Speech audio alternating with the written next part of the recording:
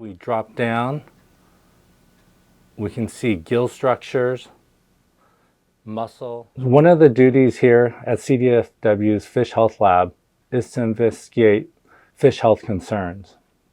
When we want to look at different disease processes to determine if there is a pathogen or abnormal changes, we use one technique called histopathology. So these are juvenile Chinook salmon, the fry, and we're looking for any changes in normal structure. And when we see any changes, it could indicate some type of infection, whether it's bacterial, viral, or a parasite.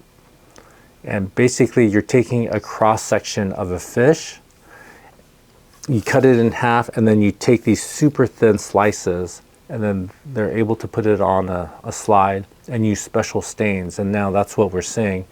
This is the snout of the fish. We have the nair, and then we come across the eyeball. And so this allows us to scan and look for any changes, whether it's due to a pathogen or it can be nutritional, genetic, and helps us identify if there is a disease process going on.